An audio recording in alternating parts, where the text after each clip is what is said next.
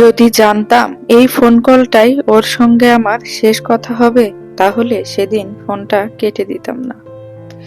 কিছু কিছু শেষ থাকে, যার জন্য কেউ প্রস্তুত থাকে না। আমিও ছিলাম না।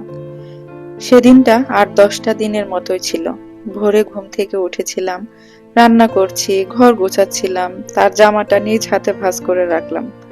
মনে একটাই ভাব, আজও ফিরবে, একসাথে খাওয়া হবে। ঠিক তখনই ফোনটা বেজে উঠলো।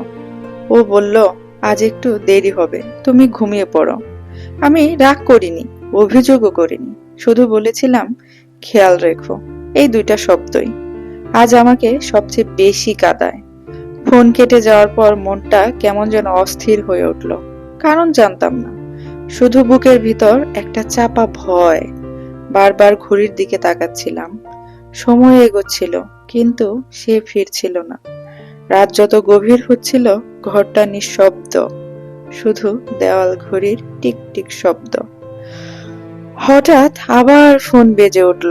ভাবলাম হয়তো ফিরছে, কিন্তু স্ক্রিনে নামটা ওর না।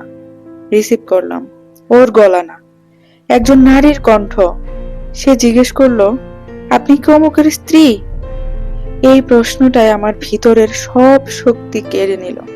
হাত কাঁপছিল, ফোনটা ধরে রাখতে পারছিলাম না। কয়েক সেকেন্ড নীরবতার পর সে বলল, আপনার স্বামী এই মুহূর্তে আমার সঙ্গে আছে।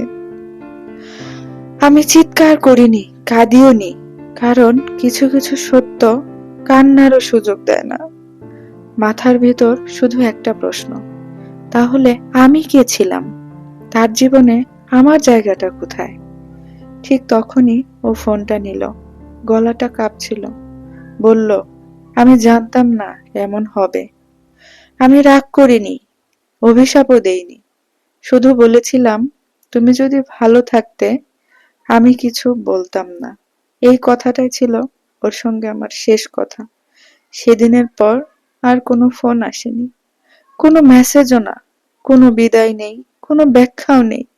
সে অন্য জীবনে চলে গেছে, আর আমি একটা প্রশ্ন নিয়ে বেঁচে আছি, আমি কি কখনো ওর জীবনে গুরুত্বপূর্ণ ছিলাম? আহ আজও মাঝরাতে ফোন বেজে উঠলে আমি থেমে যাই, হাতটা এগোয় না। মনে হয়, এই ফোনটা কি ওর, নাকি আমার মনটাই এখনো একটা ক্ষমা, একটা ব্যাখ্যা, একটা শেষ কথার আশা করে বসে আছে। কিছু কিছু মানুষ চলে যায়, কিন্তু তাদের শেষ কথাগুলো আমাদের ভিতর থেকে রয়ে যায়। আপনি বলুন, একটা ফোন কল কতটা বদলে দিতে পারে একটা মানুষের জীবন। সত্যি অদ্ভুত।